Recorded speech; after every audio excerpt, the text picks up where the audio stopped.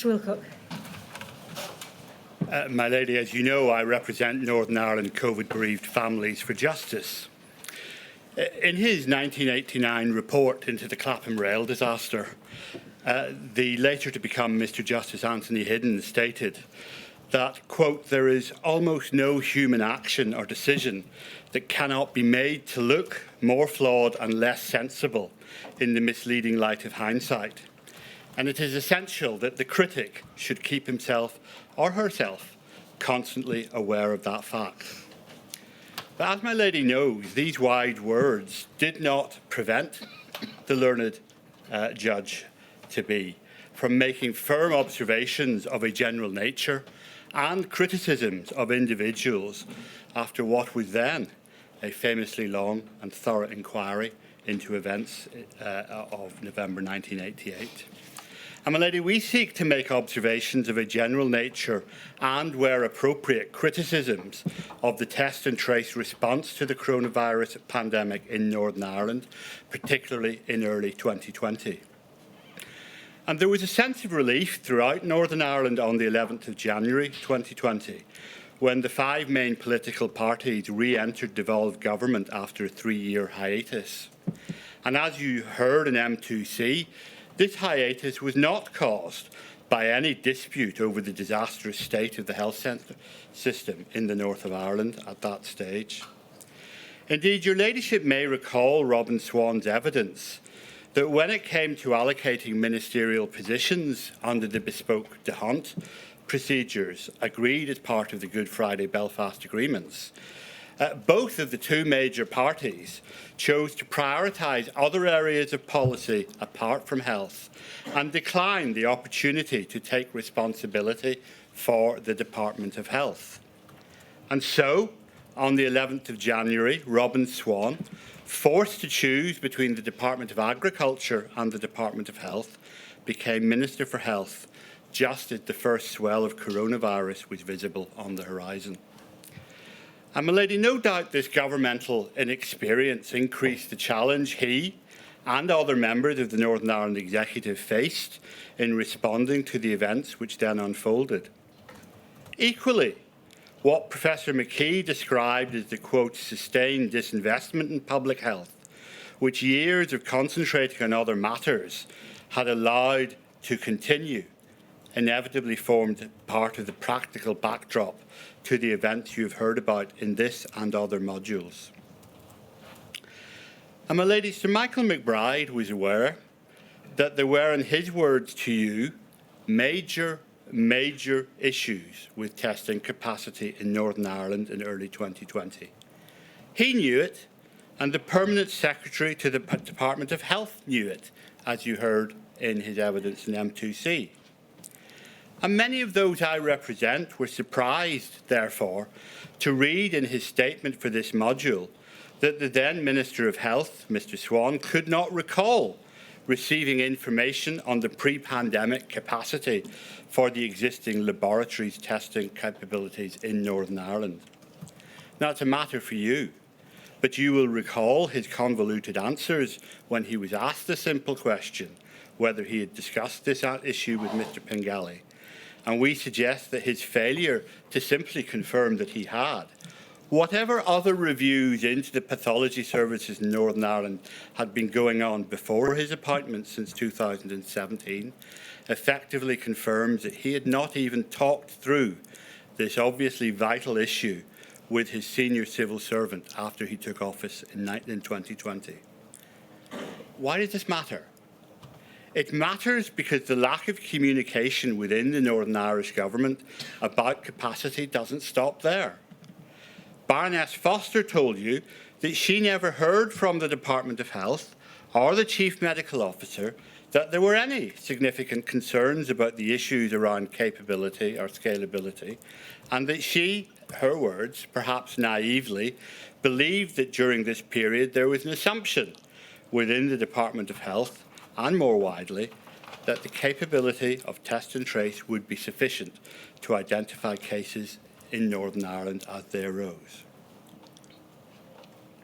My lady, you know a lot of the tensions that existed between the Department of Health and the Executive for Module 2C. as far as this module is concerned, that tension resulted in the abject evidence, you may think, of the then First Minister, Baroness Foster, telling you this time last week that, quote, without papers being brought to the Executive Committee, we did not have the capability or the information to scrutinise or challenge the detail being done within the Department of Health.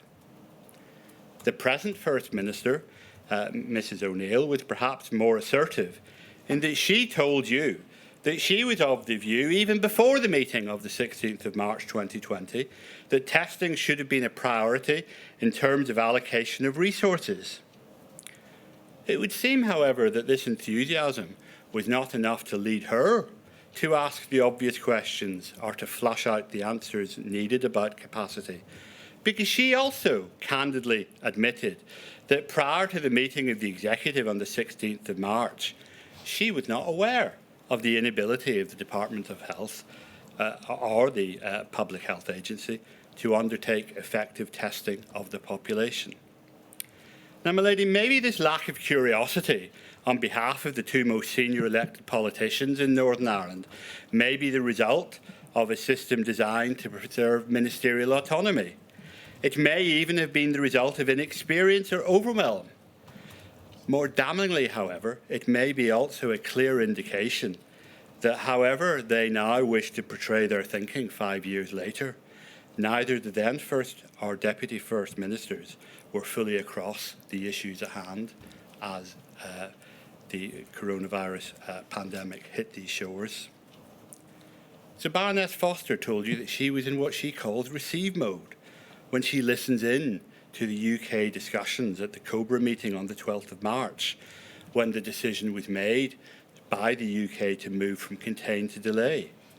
Neither she nor Mrs O'Neill appears to have appreciated that an inevitable consequence of this decision was that even though 4 days previously, even Professor McBride had been of the view that Northern Ireland was possibly a week behind the trajectory across the Irish Sea, certainly in London, Northern Ireland was about to suspend all community testing.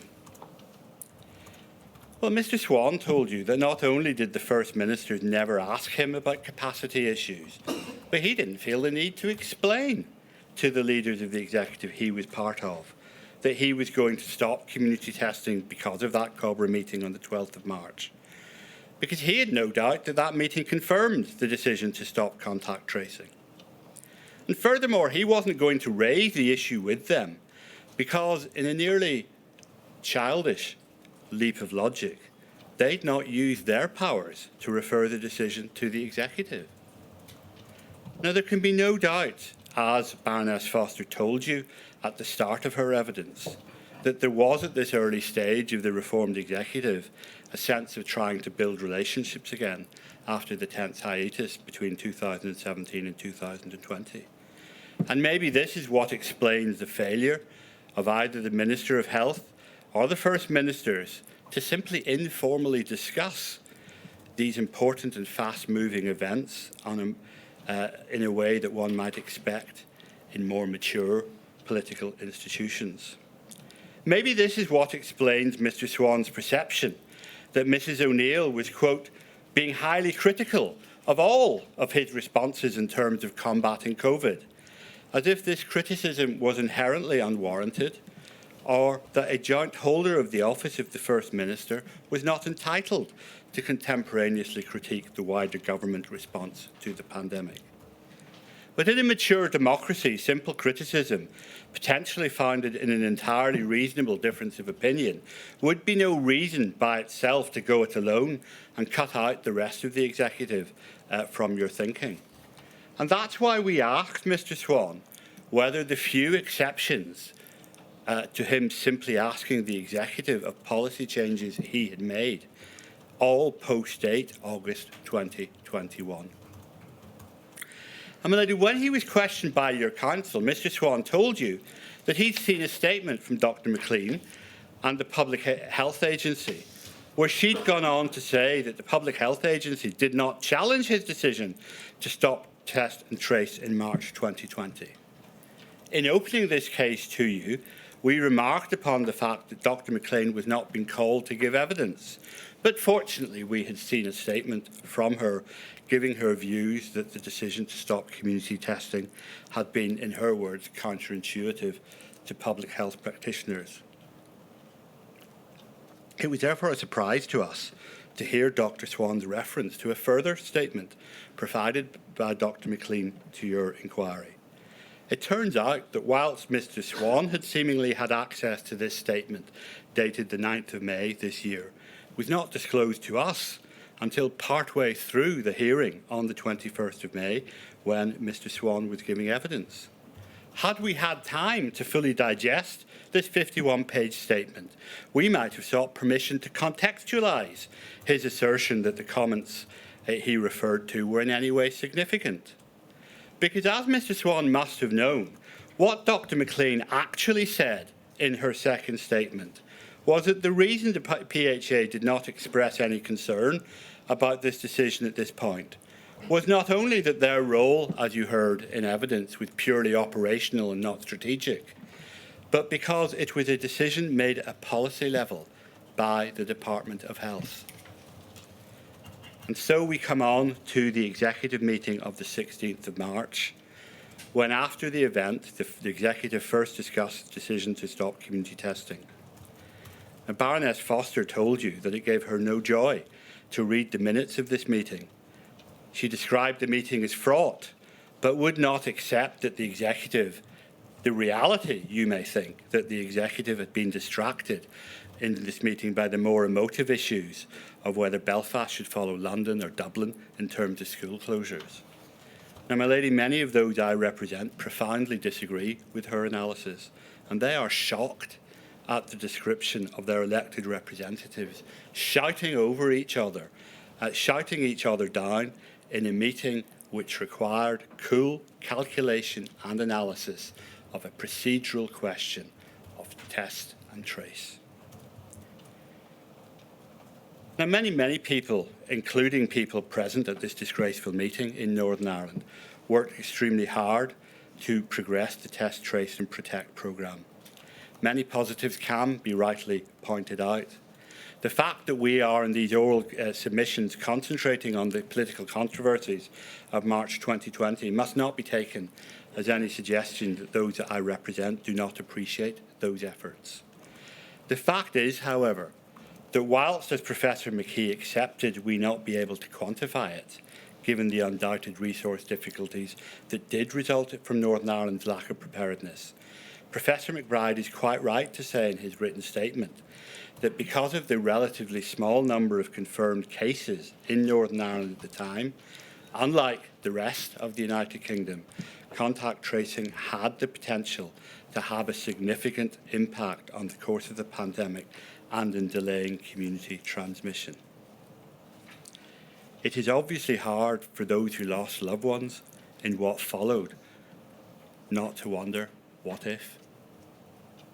It's even harder for them to learn the full circumstances of this decision include a lack of preparation exacerbated by years of political failure, a lack of collective curiosity when vital questions needed to be asked, misunderstandings and confusions between our elected representatives when decisions were being taken in Westminster and Belfast, and a politically immature distraction from the real issues when eventually the whole executive was given the opportunity to discuss a decision that had already been taken.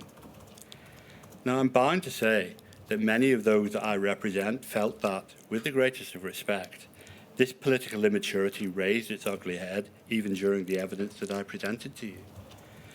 Your Ladyship knows the hurt felt by many members of the group I represent from the events surrounding Bobby Story's funeral in June 2020. Equally, however, many saw Baroness Foster's reference to you about this as being the most significant catalyst for the increase of rates in cases that summer, as opportunistic, gratuitous, and yet another display of Northern Irish political whataboutery.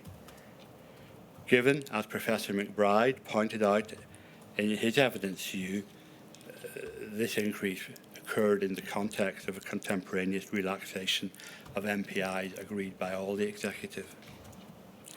So finally, my lady, against those negatives, can we commend both Baroness Foster and the present First Minister for their recognition that not only does Northern Ireland need to continue to improve its various data deficiencies, of which you must be bored of hearing, but as Baroness Foster put it, it is, quote, not enough consideration was given to vulnerable groups, to ethnic groups, to those with disabilities, to those who lived alone in supporting the people of Northern Ireland. And all that needs to be factored into any strategy that is forthcoming after this strategy. The current First Minister gave similar evidence, and she told you that, quote, there's more that unites us in the politics in the North than divides us. There are more areas where we work together than we have difficulties in. I think just the nature of the pandemic, the newness of it, everybody trying to get to grips with it, meant that there were challenging meetings. But I believe that the meeting of the 16th of March actually led to better decisions further down the line. Fine words. Let us hope that those fine words are translated into real action, and that her executive learns from the mistakes that you have heard about in this module, rather than repeats the usual cycle of mistakes in the past. My lady, we've deliberately kept our address to you in general terms. We will try and deal with the detail in written terms. Thank you very much for your help, Mr. Wilcott. Ms. Moynihan, there you are. There. Good afternoon, my lady. As you know, I represent the Department of Health in Northern Ireland.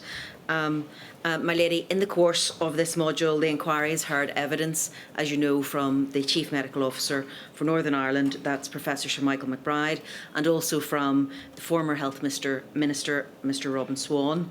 The Department also supplied a number of detailed witness statements. And, my lady, in providing this evidence, we hope that the Department has provided a comprehensive overview of the design and delivery of strategy and policy in relation to the Test, Trace and Isolate programme that was carried out in Northern Ireland. And hopefully this information will lay the basis for future recommendations. My lady, it is the Department's view that there is no doubt that testing and contact tracing services played a critical role in Northern Ireland's pandemic response. The Northern Ireland Test, Trace and Isolate programme, or TTI, did contribute to reducing transmission of the virus and reduced reliance on other non-pharmaceutical interventions. TTI greatly assisted in protecting the public from the virus, including our most vulnerable. TTI also played a significant role in protecting health and social care services and those who worked within them.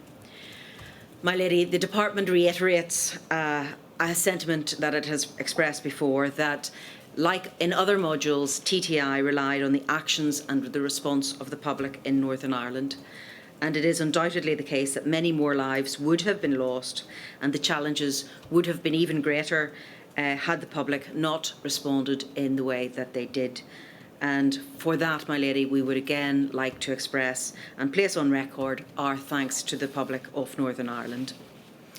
My lady, in the course of this module, there has been considerable focus on the decision that was taken at the COBRA meeting of 12th of March 2020 and the consequent pausing of community testing and contact tracing. The Department has emphasised the reality of the situation in mid-March 2020, when there was insufficient testing capacity in Northern Ireland to test all of those in the community who were displaying symptoms of COVID-19. As such, the limited testing capacity meant that it was best to prioritise clinical care and those who needed testing, protecting those who were most vulnerable and those caring for them, either in hospitals or in care homes. Given our finite capacity at that stage, it is submitted that it made little sense to test those in the community who, albeit that they had symptoms, were otherwise well, as this would have inevitably meant diverting critical capacity away from those who needed it most. My lady, it was also the case that in mid-March 2020, there were clearly severe operational pressures on the contact tracing service, which meant that even if we had all of the required testing capacity, the PHA would have been unable to continue to trace all cases. And it was in that context that even had Northern Ireland continued to test those with symptoms in the community, the limited capacity available was insufficient to identify all cases that needed to be traced. In turn, this meant that the impact of contact tracing as an effective mitigation to limit the spread of the virus would have been seriously reduced. My lady, when contact tracing was paused, testing and tracing was restricted to those at highest risk, such as residents in care homes or patients in hospital. It is accepted, of course, that the UK-wide Coronavirus Action Plan of the 3rd of March 2020 did not explicitly state that testing and contact tracing would stop during the delay phase, but critically, the plan emphasised the need to respond flexibly to the pandemic as understanding developed. And for example, my lady, we would direct attention to the planning principles section of the action plan at paragraphs 3.5 and 3.6. We reiterate that the action plan was not intended as a prescriptive step-by-step guide. It remains the Department's assessment that, in the prevailing context, the move to overall population management approach, as was adopted in the rest of the UK in March 2020, was the most effective way at that time to delay further community transmission. My lady, the Department contends that critical learning for a future pandemic is the ability to scale testing capacity quickly at the outset. If unlimited testing capacity had been available in early 2020, it is likely that different and better informed policy choices and decisions could have been made. That, unfortunately, was not the case. Also then, in relation to testing capacity between January and March 2020, the fact that the virus was new and novel undoubtedly posed challenges. Northern Ireland was appropriately linked into efforts by the Public Health England to develop an assay in the early weeks, and they stood ready to avail of developments and to commence testing at local regional virus laboratories as quickly as was possible thereafter. As described in previous modules to this inquiry, my lady, the Department and the Health Minister during that period had a significant focus on planning and preparation for the anticipated surge in demand for healthcare services, and regular updates were provided to the Executive, to the Assembly, to Northern Ireland's civil service and the wider public in respect of both the seriousness and the urgency of the unfolding situation.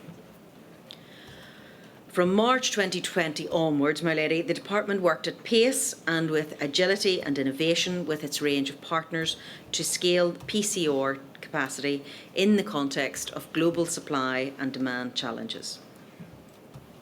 In addition to joining the National Testing Programme, the Department established the Academic Consortium, thereby maximising the existing local testing infrastructure across academia and involving a commercial laboratory. This partnership greatly supplemented the capacity available through our health service laboratory network. Now, my lady, I'd like to make some remarks about the evidence from Mrs. Hazel Gray and confirm that the Department has listened carefully to her evidence and extends its sympathy for her loss. The Department acknowledges that routine asymptomatic testing for home carers was only introduced in 2021. However, we say that it is important that this is viewed in the context of the practical realities of the pandemic. It should be recalled that when Ms Gray's parents contracted COVID-19 in December of 2020, the utility and efficacy of using lateral flow devices at scale was still being determined. Indeed, the Department and the PHA were only considering the use of lateral flow devices at that stage, and a widespread programme had not yet been rolled out. It is also relevant to note, of course, that when routine asymptomatic testing for healthcare workers was introduced, such testing was only an additional measure to be deployed alongside the full suite of public health measures, controls and practices that were already in place, such as strict adherence to infection prevention and control policies, and appropriate use of PPE.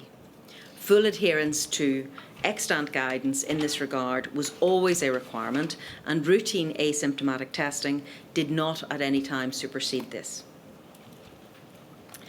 My Lady, the Department contends that it did make considerable and ongoing efforts throughout its pandemic response to prioritise and protect vulnerable groups across a wide range of sectors and settings, and this, we say, has been supported by the evidence we have adduced.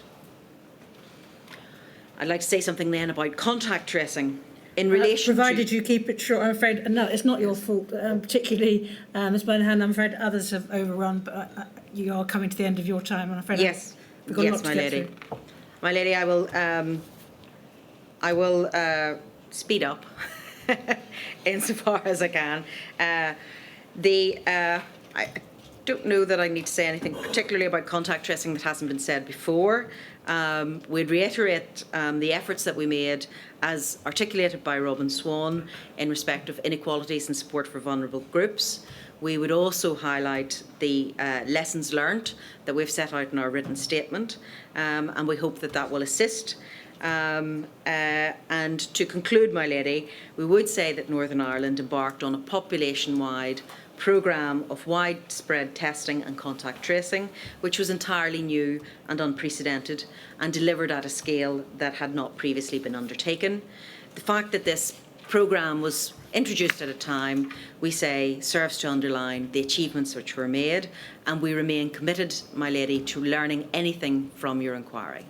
Thank you. I'm sorry to have put you off your stride, Ms Monahan. You recovered extremely well. Thank you very much. Mr Dale. Thank you, my lady, and good afternoon. As you know, I represent the Federation of Ethnic Minority Healthcare Organizations, or FEMO. One of the most telling moments in these hearings came from Mr. Vaughan Getting, former Minister for Health and Social Care in Wales, in answering a question on to what extent the absence of data on race and ethnicity posed a question for test, trace, and isolate, or TTI. He was brutally frank.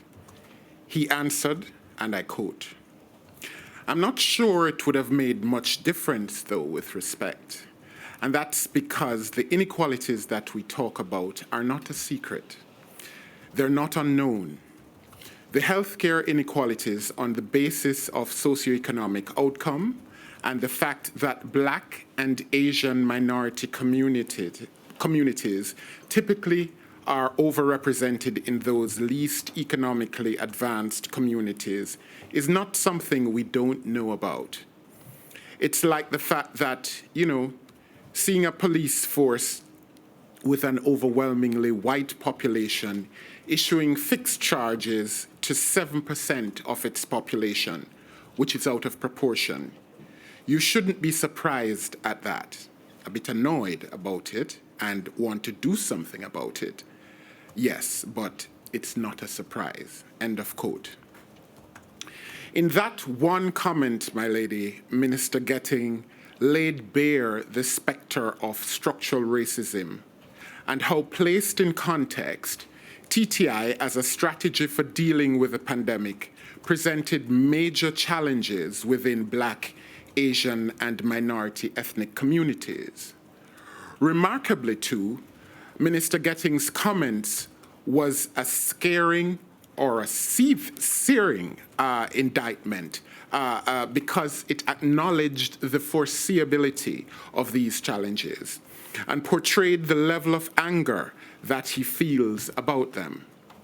These are feelings that mirror those of many members of FEMO too. The inquiry has spent the last few weeks hearing evidence about the absence of focused thinking on race and ethnicity in the implementation of TTI. Many following the evidence in this module might have been forced to double up in attentiveness during the evidence of NPCC Chair Mr. Martin Hewitt. Asked about the role of race and ethnicity in enforcement of COVID regulations related to TTI, he too was quite candid and said the following, quote, I entered my role in the full knowledge of the challenge that policing has in its relationship with minority communities, and particularly the Black community.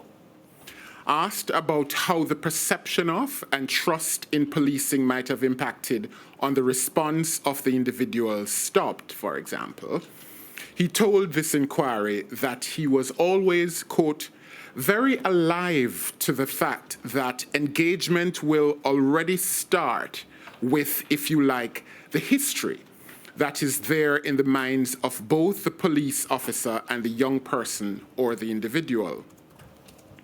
It is fair to conclude that this fraught history Mr. Hewitt refers to in his answer is one of racism in policing. Mr. Hewitt, like Mr. Getting before him, foresaw and appreciated the problems of enforcement of COVID regulations and in the implementation of TTI. With that in mind, Mr. Hewitt said that he raised these issues with government when he liaised with them during the pandemic, but understandably cannot speak to what was done about his expressions of concern. FEMO is clear that the pandemic and TTI strategies in response to it didn't create structural racism, health inequality, or racism in policing. But what the pandemic did do was to magnify the factors that combined to make the experience of Black, Asian, and minority ethnic people worse. Economic disparities, overcrowded housing conditions, and precarious employment situations.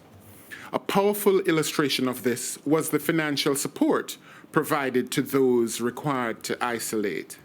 There has been almost universal agreement among the witnesses during this module's hearings that the financial support for isolation was inadequate. This was not helpful in fighting the virus and disproportionately impacted those from minority ethnic communities. My lady, these hearings have shed light on a chronic tension that exists in Whitehall between scientific or policy advisors and the Treasury. Ultimately, the evidence suggests that the Treasury, and the then Chancellor in particular, was more concerned about casting the net very wide rather than making the net itself sufficient. Although many witnesses in this module have said in their oral evidence that they were already aware of the existence of health inequalities prior to the pandemic, TTI policies exposed this state of affairs in never-before-seen levels. FEMO does not argue that government should have eradicated poverty in its response to the pandemic. Instead, FEMO argues that knowledge of pre-existing inequality should have, but did not, inform the pandemic response, and in this case, the approach to its TTI efforts. So framed in human rights terms, the pandemic uncovered issues of economic, social, and cultural rights for Black, Asian, and minority ethnic people in terms of the structural problems around deprivation, healthcare access, and health outcomes on the one hand, and issues of civil and political rights in relation to racism and police enforcement on the other hand. FEMO submits that there was an abject failure of the UK's senior political leadership to confront this maelstrom regarding the implementation of TTI. Lack of preparation and strategy to mitigate the foreseeable effects of structural racism were the order of the day. These issues bled over into enforcement, where policing was already beset by its troublesome history with Black and brown communities. There is scope to build up an outreach platform for TTI during peacetime, we say. In our written submissions, we argued that such a platform needs to become a part of future pandemic preparedness that targets Black and brown communities.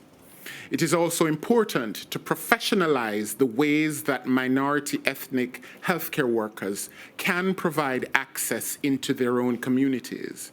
Their involvement should not be merely ad hoc or situational, but well thought out and systematic, and they should be paid for this. Through deploying the expertise of recognized community champions, there will be greater opportunity for buy-in during a crisis. Above all, and as a matter of policy, FEMO argues that planning across the healthcare sector should incorporate a focus on how best to utilize representative stakeholders from all levels of the sector to systematically and proactively engage in development and implementation of systems like TTI. A fail-safe mechanism, such as the Race Equity Decision Audit tool proposed by FEMO, ought to be introduced to provide a backstop for ensuring meaningful engagement with equality duties and considerations in policy development and decision-making. Simply put, there needs to be greater involvement of Black, Asian, and minority ethnic people in the very conception of systems which seek to regulate their lived experience. So finally, FEMO urges the inquiry not to see the insights from this module as just historical reckoning, but as an opportunity for structural inclusion. The question must now be, how will the work of groups like FEMO become embedded, not as afterthoughts, but as co-designers of public health policy in any future emergency? Inclusion must be built in from beginning, with those most affected not simply consulted, but empowered to shape the systems meant to serve them. That, my lady, will be the test of any just and effective future response. Thank you. Thank you very much indeed, Mr. Dunn. I'm very grateful. Mr. Jacobs.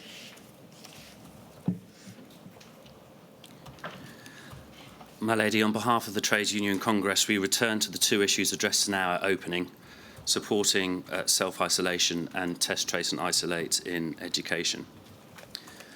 On financial support for self-isolation, the Trades Union Congress has been a broken record from the outset of the pandemic and through the course of this inquiry.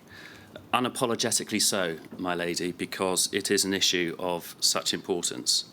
It is fundamental to an effective test and trace system which saves lives and restricts or even avoids the harms of national lockdowns, particularly for those who continue to attend work in a pandemic, and particularly those on lower wages and in precarious work. In fact, as this module concerning test, trace and isolate concludes, we almost feel we need to say very little, as the narrative told by so much of the evidence has been so clear, at universal agreement, as Mr. Dale described it a few moments ago. As we said in opening, the conclusion should be that financial and other support for self-isolation is a necessity. To be effective, a system of support must be sufficient in amount to remove the disincentive. There must be good awareness of the support, and it must be accessible. As to conceivable arguments to the contrary, there is some reference to scepticism within the Treasury as to whether financial consequences really were an issue for self-isolation. That ignores the simple reality of the loss of 2 weeks of income for those who cannot afford it. But, my lady, there was also a scientific understanding as to the importance of financial support before the pandemic even began, a chorus of calls from experts and experience throughout the pandemic and since. And in any event, my lady, as Baroness Harding perceived, it didn't really matter what evidence was going to be produced to the Treasury. The Treasury's reason for reticence really appears to have been first, fraud, a concern of incentivising self-isolation and individuals taking the payment when not infected. As I have observed on behalf of the TUC on a number of occasions, key workers in a variety of sectors were keeping the country going at risk. They deserve better than the disdain of being viewed as a fraud risk. But it was also wrong-headed. Billions of pounds were spent on test and trace, and a test and trace system floundering for want of supporting self-isolation has profound consequences both financially for the country, to a level which dwarfs any gaming of a support system, and in terms of loss of life. Declining or limiting financial support for fear of fraud was a tail wagging an elephant. The second reason for reticence was the fear of setting precedent and expectations that increased sick pay may endure beyond the end of the pandemic. That, my lady, was indefensible. It was prioritising a political distaste for sick pay over saving lives in the pandemic, particularly the lives of the most vulnerable.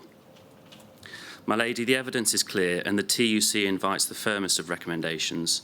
The recommendations must go beyond the principle of financial support and to some of the lessons learned about the mechanics of an effective scheme, as we have described, about its amount, its visibility, and its accessibility.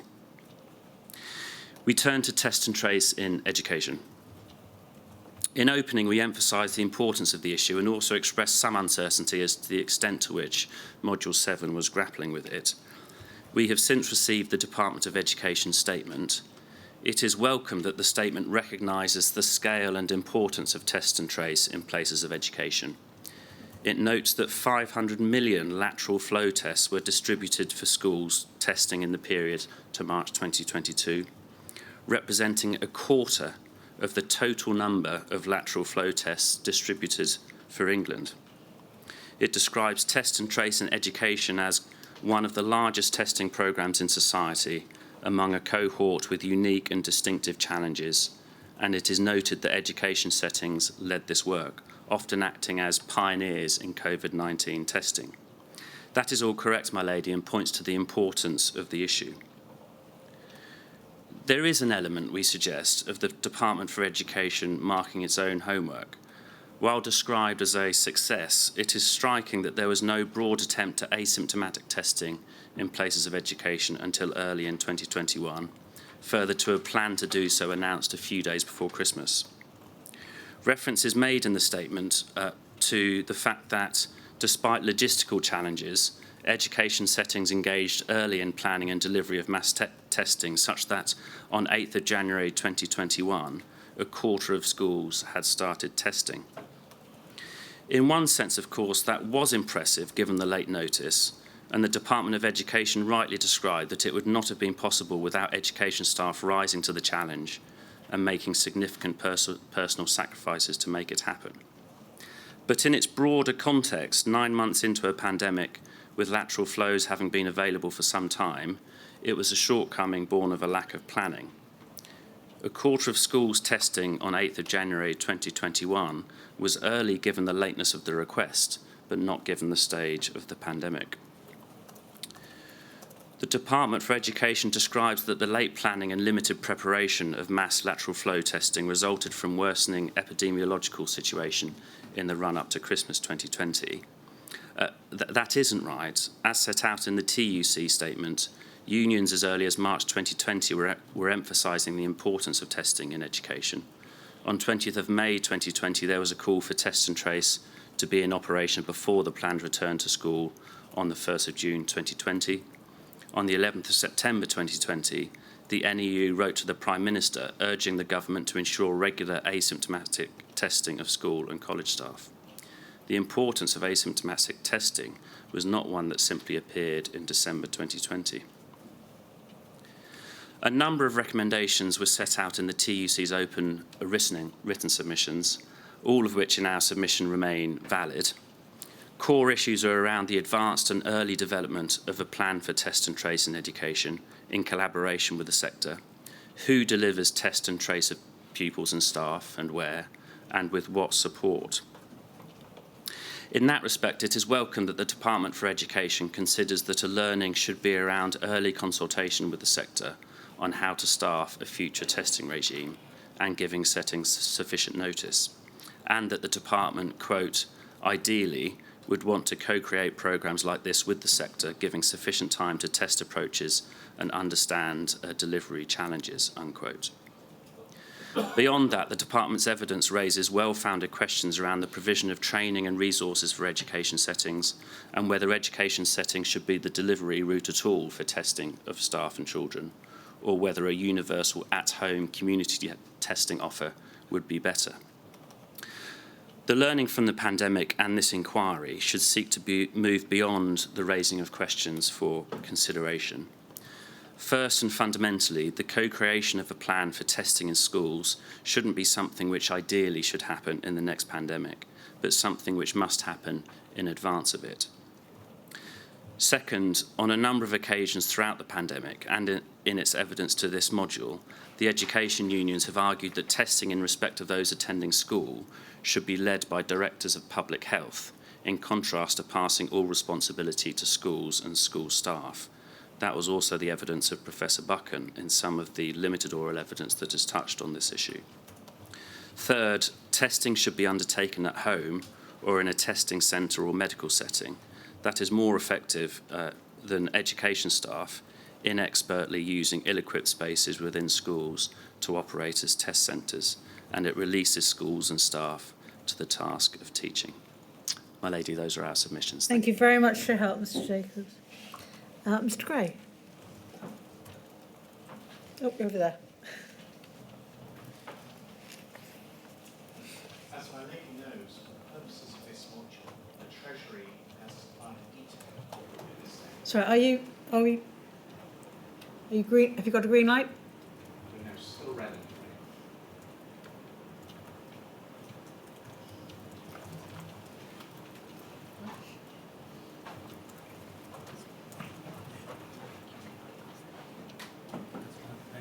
Now green, thank you. Green light now. As my lady knows, for the purposes of this module, the Treasury has supplied a detailed corporate witness statement from Mr. York Smith, which both annexes additional information and a substantial quantity of relevant contemporaneous documentation.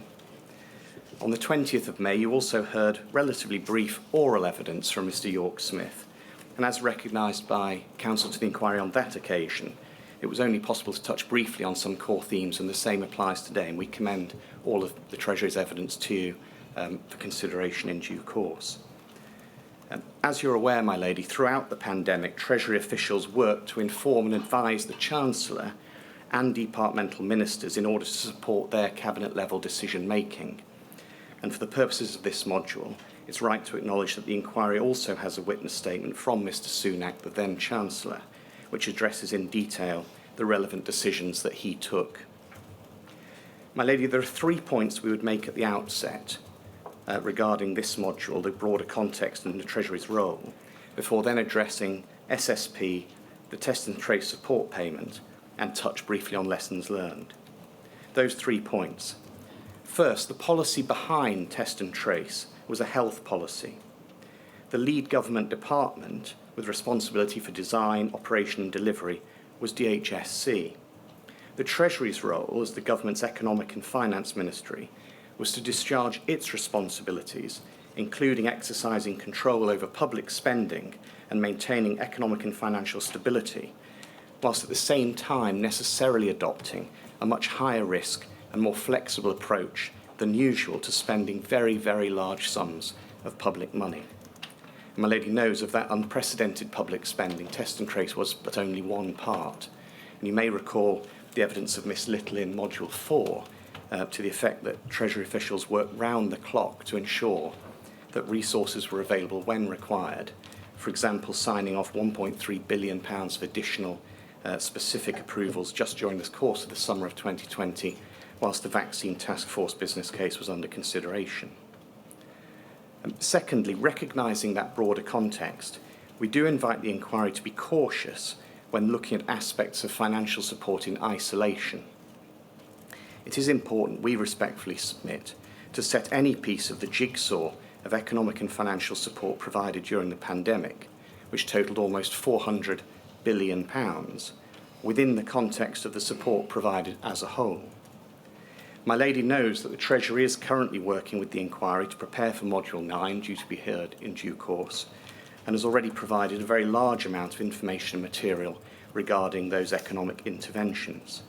And we do submit that any assessment of the adequacy of any particular part of the economic response should be carried out in the context of that economic response as a whole. And thirdly, as Mr. York-Smith highlighted in his evidence, we do also respectfully submit that it's important to view advice given and decisions made in the light of what was known and happening at the relevant time. The focus of this module, for example, in relation to statutory sick pay, has often been on the early months of the pandemic, when understanding of the virus and its future impact was very uncertain and the health response was also evolving. For example, the March 2020 decisions around statutory sick pay predated the legal requirement to self-isolate. Turning to statutory sick pay and firstly reach and availability. Notwithstanding the huge uncertainty at the outset of the pandemic, it is, we submit, striking that early steps were taken by the Treasury and the Chancellor to extend the reach and availability of statutory sick pay, including in the March 2020 budget, when the following steps were set out. It became payable from day one of an illness. It was extended to those self-isolating and to carers for individuals self-isolating due to COVID-19. The requirement for a GP fit note was dispensed with, and rebate provisions were introduced for small and medium businesses with fewer than 250 employees. Statutory sick pay could be reclaimed for sickness absence due to COVID-19 for 2 weeks per employee. Additionally, in the following month, in April 2020, the Chancellor approved an extension to statutory sick pay to include the approximately 900,000 extremely vulnerable people who had received a shield letter, enabling those employees to use that letter from the NHS as evidence for their employer if necessary. Secondly, the rate of statutory sick pay. The Treasury, of course, acknowledges that criticism has been made of the fact that the rate of statutory sick pay was not increased as a result of the pandemic.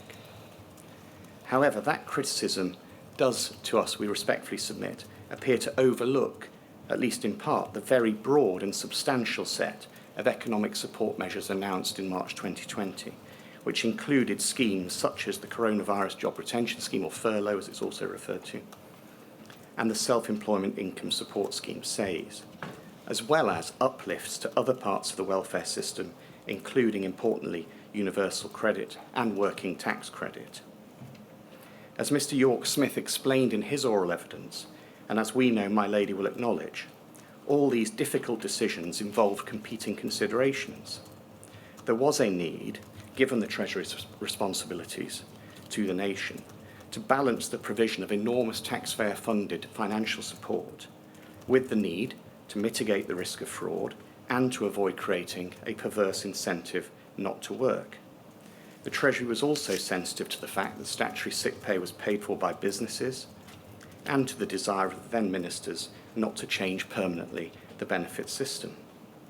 Ultimately, it was for the Chancellor to decide where those difficult lines should be drawn within the vast package of economic support made available during the pandemic.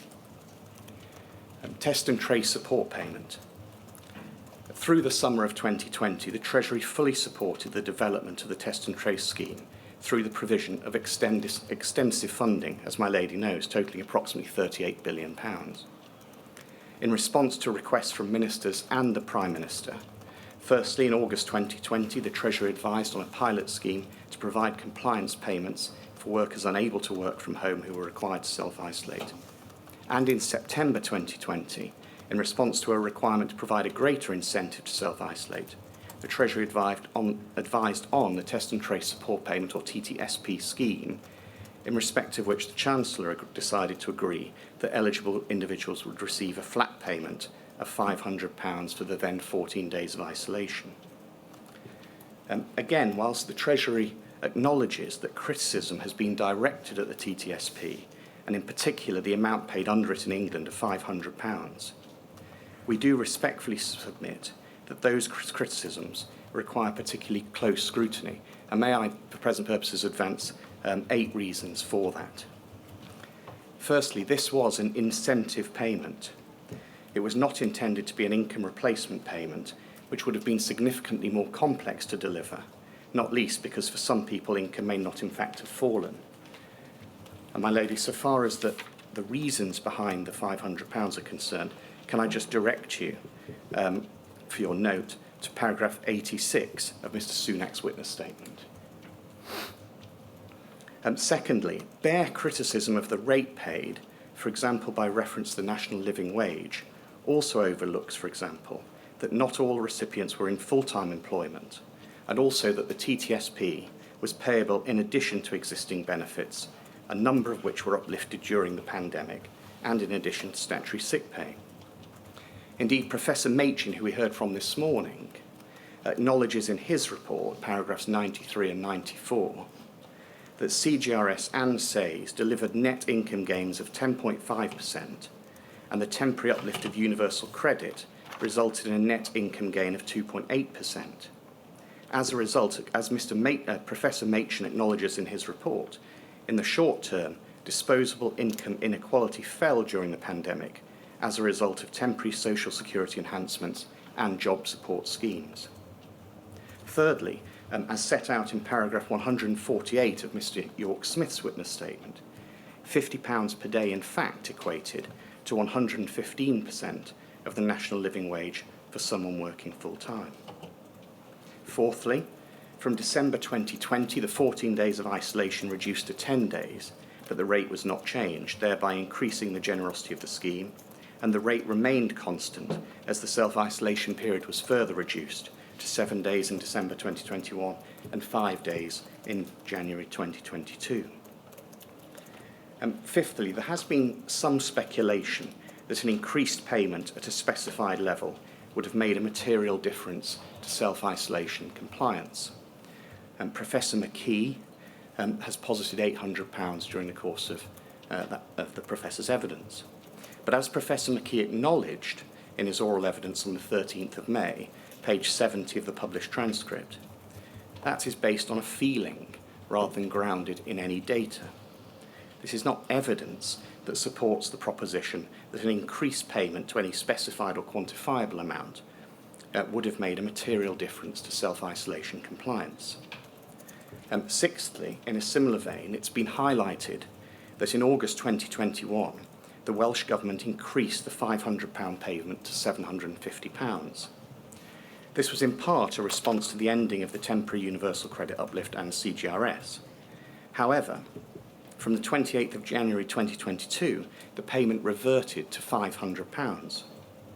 Whilst it's right that self-isolation periods were by then shorter, Professor Machin has highlighted in his report, paragraph 72, that that decision was also based on feedback from local authorities, that the majority of people claiming support under the scheme were losing approximately £200 to £300 during the self-isolation period.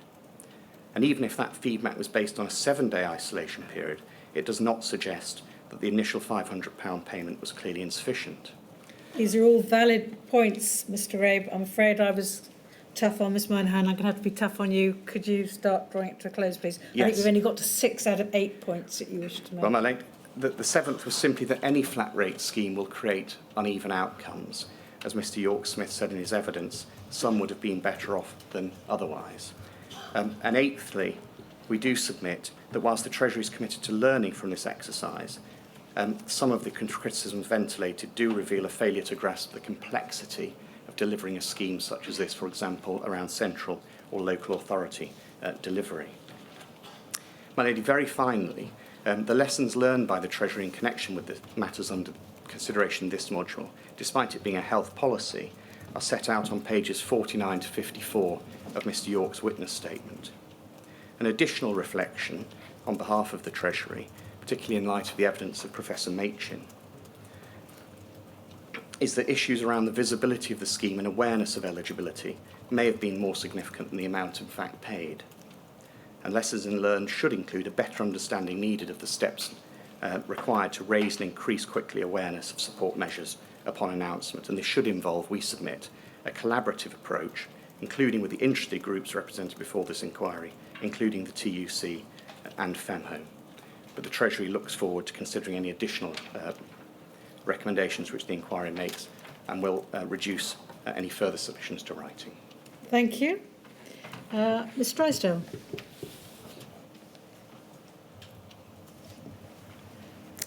My Lady, I appear on behalf of the Scottish Government with Kenneth Young, Ian Halliday and Christian Whitaker. The Scottish Government reaffirms its commitment to assisting the inquiry and has listened carefully to all core participants, including Scottish COVID bereaved, COVID-19 bereaved families for Justice UK and FEMHO. Echoing the words of Nicola Boyle from Scottish COVID bereaved, the Scottish Government will not allow the deaths of those who lost their lives to be in vain. It is committed to learning the necessary lessons to prevent others having to experience what the bereaved have been through. It acknowledges the pain, difficulty, and loneliness caused to so many by the pandemic response. It recognises the devastating emotional impact of restrictions on visiting and being with loved ones at the end of life, and the unequal impact of the pandemic response on people across Scotland. The Scottish Government will do all that it can to learn lessons and follow this inquiry's recommendations so that unnecessary harm is avoided and lives saved in the future. The Scottish Government worked effectively, allowing decisions to be taken in extremely challenging and uncertain circumstances. The delivery of testing and contact tracing in Scotland, Test and Protect, was a remarkable achievement delivered by the Scottish Government in partnership with public agencies. Nothing like this had ever been done before, and its success is testament to the resilience and determination of the clinical, scientific, support and administrative staff involved. In this oral closing statement, I will address your ladyship on the 6 key chapters from the list of issues: decision-making, infrastructure and capacity, key policies, adherence, public communications, and lessons learned. Turning firstly to decision-making, the Scottish Government intended to adopt what became the NHS COVID-19 app in England and Wales, but due to the evolution of the use of technology within each nation's health service, a single UK contact tracing app was too complex to achieve quickly. It was important for the apps to be interoperable, and this was achieved. At no point was contact tracing wholly dependent on technology. Manual contact tracing continued. The Scottish Government worked in partnership with NHS, National Services Scotland, and territorial health boards to deliver locally led contact tracing. As noted by Professor McKee, using these local public health teams who have local knowledge and experience was preferable to using a centralised call centre. Moving now to Chapter 2, infrastructure and capacity. The Lighthouse Labs are a shining example of the benefits of positive cooperation in a public health emergency. Economies of scale made this the most cost-effective way of processing tests. The Scottish Government built a network of labs across Scotland, including NHS, university and veterinary laboratories, and created a new NHS regional hub. The Scottish Government considers that the UK should preserve the legacy of the TTI systems. This should include capacity for mass testing and manual and digital contact tracing. It maintains a baseline testing infrastructure by continuing to fund territorial board diagnostic laboratories. In the event of a new pandemic, there would inevitably be a lead-in period for producing tests, and Scotland's digital contact tracing systems are on standby to be reactivated. Genome sequencing service and wastewater monitoring systems continue to test for COVID-19. Operational knowledge has been preserved and data sharing arrangements enhanced. This means that Scotland could restart a TTI programme faster than it built one in 2020. This would lessen the impact of any future pandemic response. The main limiting factors would be how quickly trained staff could be brought online and the time to develop a new test. Turning now to Chapter 3, key policies. The Scottish Government announced its self-isolation support grant in September 2020 before it had confirmed consequential funding from the UK Government. In response to regular reviews, the eligibility criteria were widened. It was intended as compensation for wages lost rather than a reward for isolating. Testing was scaled up dramatically after March 2020. It was used for more targeted purposes in the early period in order to protect the most vulnerable and ensure that the harms of lockdown did not continue for longer than necessary. On 25th November 2020, testing was expanded to those visiting people in care homes and to the wider adult social care workforce. Turning now to Chapter 4, Adherence. As highlighted by Professor McKee, there is no point in testing someone if they do not isolate in the case of a positive result. Ability to self-isolate was often linked to financial status. Professor Arden referred to an intention behaviour gap. The Scottish Government recognised this and put in place a range of financial and practical support for those who were self-isolating to mitigate the barriers to doing so. This holistic support is cited by Professor Machin as an example of best practice. The Scottish Government puts inequalities at the heart of policy development and delivery. It is committed to listening and learning as to how that could be further improved. It considered the impact on disproportionately impacted groups when designing and developing the TTI strategy and agrees with FEMHO that the public sector equality duty is not simply a tick box exercise. The public sector equality duty was embedded in the Scottish Government's approach. Equality impact assessments were undertaken for key policies, including for the TTI strategy. This highlighted the need for the TTI system to be accessible to people whose first language is not English. Guidance was provided in a range of languages and formats. And the Scottish Government provided accessible testing services through local health boards, allowing people to get tested locally or at home. To tackle digital exclusion, tests could be booked and results received by telephone and online. Chapter 5, Public Communications. From the outset of the pandemic, the Scottish Government built trust with the public over the pandemic response with open communication. The First Minister led daily media briefings supported by sign language interpretation, and there was regular polling to understand the effectiveness of communication. The Every Story Matters record has noted that clear and regular messaging from officials in Scotland helped to build confidence in people that they were doing the right thing. Scotland's response to the pandemic employed a strategy of achieving public compliance through encouragement, persuasion and support. This informed the decision not to introduce a legal requirement to isolate in Scotland. Finally, my lady, turning to lessons learned. The inquiry has highlighted the losses that people faced during the pandemic. The Scottish Government acknowledges that it did not get everything right, and it looks forward to receiving the recommendations which your ladyship will make in due course. Improvements have already been made to address many of the challenges faced. The Scottish Government recognises the potential benefits of the federated laboratory model referred to by Professor McNally. This model would include a coordinated network of university, commercial and veterinary diagnostic laboratories, providing a more resilient system. Analysis by Public Health Scotland has recommended the integration of human, animal and environmental health laboratories. The Scottish Government supports this recommendation and believes that implementing a federated laboratory model would align closely with this.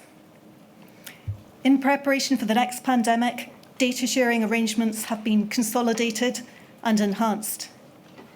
The COVID-19 Data and Intelligence Network, which facilitated rapid data flows, has been absorbed into Research Data Scotland and a portal developed for near real-time information exchange. Counterintuitively, the pandemic had some positive effects on the health and social care system in Scotland.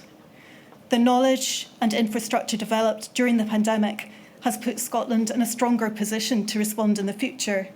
In conclusion, my lady, the Scottish Government recognises that the four nations of the UK should preserve the legacy of the TTI systems for responding to a future pandemic. Scotland could restart a TTI programme faster than it previously could due to enhanced data sharing arrangements and retained laboratory capacity for testing. But the Scottish Government recognises that there are lessons to be learned to ensure that in a future pandemic, TTI systems can contribute more to saving lives, avoiding or reducing the need for non-pharmaceutical interventions, including lockdowns, and to lessening the social and economic impact of any future pandemic response. The Scottish Government is striving to ensure that lessons identified through its future pandemic preparedness programme are embedded in policy so that the Government is better able to respond to the next pandemic.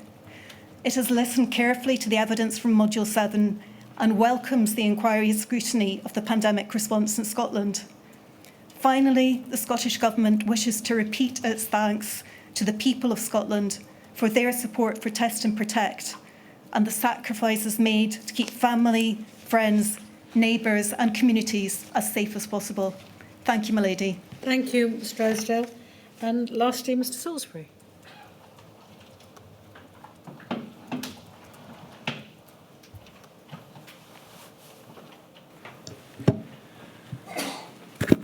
My lady, Prinandar, good afternoon. I appear on behalf of the Welsh Government. Today, I hope to draw together the Welsh Government's evidence on certain areas that were the subject of questions during the hearings and to propose some recommendations for your consideration. First, the end of community testing. The Welsh Government ended community testing on the 17th of March 2020. That decision, which mirrored one taken by the UK Government on the 13th of March, followed advice from SAGE and Public Health Wales. The intention, based upon that advice, was that the end of community testing would increase the pace of testing for critical hospital functions, targeted testing, and for testing healthcare workers. In other words, it would place the available tests where they were most needed. However, as Mr Gething explained, to understand the decision to end community testing in Wales, one must look at the progress of the virus at the time. Once sustained community transmission of the virus in Wales was clear, the country moved from the contain to delay phase.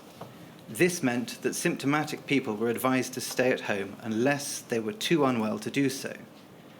Therefore, the need for symptomatic individuals to be tested and then traced and then asked to isolate if positive was removed. Welsh Government witnesses were questioned about the timing of the decision to introduce targeted asymptomatic testing within certain settings in mid-May 2020. It was suggested then, as it has been today, that this decision should have been taken sooner. Mr Drakeford said the Welsh Government followed the scientific advice as it was presented to it. Both he and Mr Gething explained that there needed to be a sufficient body of evidence to justify the prioritisation of tests for asymptomatic testing over other understood and identified priorities. Mr Gething reminded the inquiry of the important difference between the understanding of asymptomatic infection and that of asymptomatic transmission, both of which were still developing in the weeks before the decision on the 14th of May 2020.